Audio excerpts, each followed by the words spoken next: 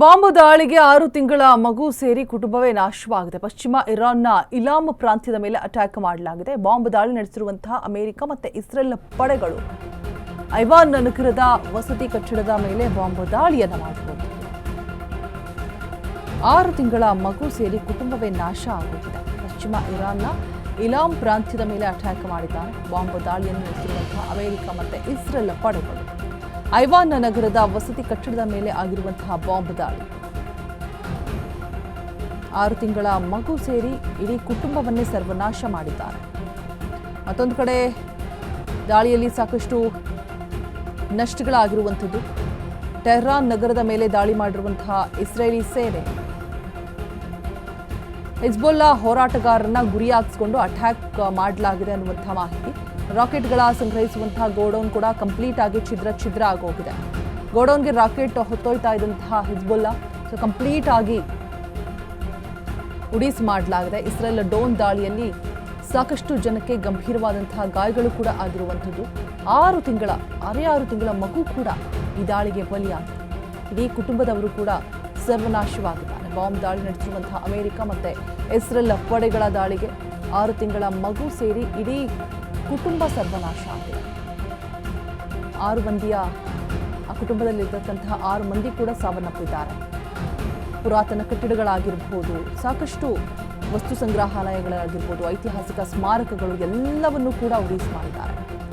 Tehran ನಗರದ ಮೇಲೆ ನಡೆಸಿರುವಂತಹ ದಾಳಿ, ಇಸ್ರೇಲಿ ಸೇನೆ ಆಗಿರುವಂತಹ ನಷ್ಟಗಳು, ಹಿಜ್ಬುಲ್ಲಾ ಹೋರಾಟಗಾರರನ್ನ ಗುರಿಯಾಗಿಸಿಕೊಂಡು ಅಟ್ಯಾಕ್ ಮಾಡಲಾಗಿದೆ ಅನ್ನುವಂತಹ ಮಾಹಿತಿ.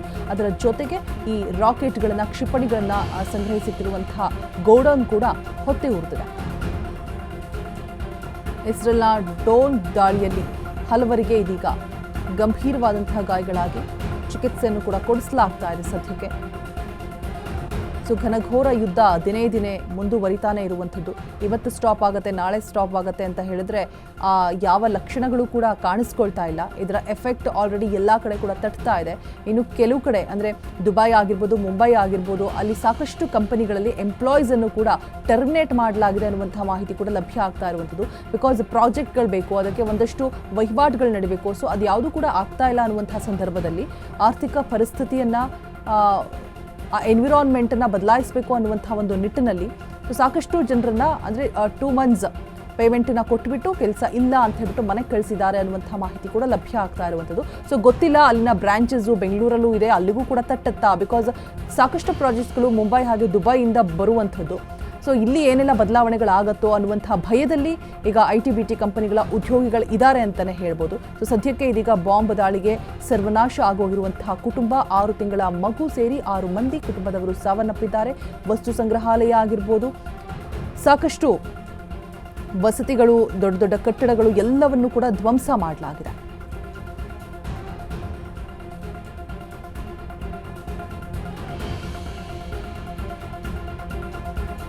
ಅಮೆರಿಕ ಮತ್ತು ಇಸ್ರೇಲ್ ಪಡೆಗಳು ಐವಾನ್ ನಗರದ ವಸತಿ ಕಟ್ಟಡದ ಮೇಲೆ ಬಾಂಬ್ ದಾಳಿ ಮಾಡಿರುವಂತಹ ದೃಶ್ಯ ಗಮನಿಸ್ತಾ ಇದ್ದೀರಾ. ಜನರು ಆತಂಕದಲ್ಲಿದ್ದಾರೆ. ಏನಾಗಬಹುದು ಯಾವ ಕ್ಷಣದಲ್ಲಿ ಅನ್ನುವಂತಹ ಆತಂಕ. ಪಶ್ಚಿಮ ಇರಾನ್ನ ಇಲಾಮ್ ಪ್ರಾಂತ್ಯದಲ್ಲಿ ಅಟ್ಯಾಕ್ ಮಾಡಿರುವಂಥದ್ದು, ಬಾಂಬ್ ದಾಳಿಯನ್ನು ನಡೆಸಿರುವಂಥದ್ದು. ಸಾಕಷ್ಟು ಜನಕ್ಕೆ ಗಂಭೀರವಾದಂತಹ ಗಾಯಗಳಾಗಿದೆ. ಚಿಕಿತ್ಸೆಯನ್ನು ಕೂಡ ಕೊಡಿಸಲಾಗ್ತಾ ಇದೆ. ಸೊ ಒಂದು ಕಡೆ ಟ್ರಂಪ್ ಎಚ್ಚರಿಕೆ ಸಂದೇಶವನ್ನು ರವಾನೆ ಮಾಡ್ತಾರೆ. ಯಾವುದೇ ಕಾರಣಕ್ಕೂ ಕೂಡ ಸುಮ್ಮನೆ ಬಿಡೋದಿಲ್ಲ, ಇನ್ನು 14 ದಿನದೊಳಗಡೆ ಯುದ್ಧ ಕಂಪ್ಲೀಟ್ ಆಗಿ ಸ್ಟಾಪ್ ಆಗುತ್ತೆ ಅಂತ ಹೇಳ್ಬಿಟ್ಟು. ಬಟ್ ಈ ಕಡೆಯಿಂದ ಇರಾನ್ ಕೂಡ ಸುಮ್ಮನೆ ಇರ್ತಾ ಇಲ್ಲ. ಯಾವುದೇ ಕಾರಣಕ್ಕೂ ನಾವು ಯುದ್ಧವನ್ನು ನಿಲ್ಲಿಸುವಂತಹ ಮಾತೇ ಇಲ್ಲ. ಒಂದು ಕಡೆ ಕ್ಷಿಪಣಿಗಳಿಲ್ಲ, ಕ್ಷಿಪಣಿಗಳನ್ನು, ರಾಕೆಟ್ಗಳನ್ನು ಇಟ್ಟಿರ್ತಕ್ಕಂತಹ ಒಂದು ಗೋಡೌನ್ ಮೇಲೇ ನಾವು ಕಂಪ್ಲೀಟ್ ಆಗಿ ಧ್ವಂಸ ಮಾಡಿದ್ದೀವಿ. ಅವ್ರಿಗೆ ಇವಾಗ ಅದನ್ನು ತಯಾರು ಮಾಡೋಕ್ಕೂ ಕೂಡ ಒಂದು ಸಾಮರ್ಥ್ಯ ಇಲ್ಲ ಅಂತ ಹೇಳ್ಬಿಟ್ಟು ಟ್ರಂಪ್ ಹೇಳಿಕೆಯನ್ನು ಕೊಟ್ಟರೆ, ಇನ್ನೊಂದು ಕಡೆ ಇರಾನ್ ಸಾಧ್ಯನೇ ಇಲ್ಲ, ಯುದ್ಧವನ್ನು ಆರಂಭ ಮಾಡಿರೋದು ಅಮೆರಿಕ, ಆದರೆ ನಿಲ್ಲಿಸೋದು ಫೈನಲಿ ನಮ್ಮ ಕೈಲಿ ಇರುತ್ತೆ ಅಂತ ಹೇಳ್ಬಿಟ್ಟು ವಾದ ವಿವಾದವನ್ನು ಮಾಡ್ತಾ ಯುದ್ಧವನ್ನು ಮುಂದುವರಿಸ್ತಾನೆ ಇದ್ದಾರೆ.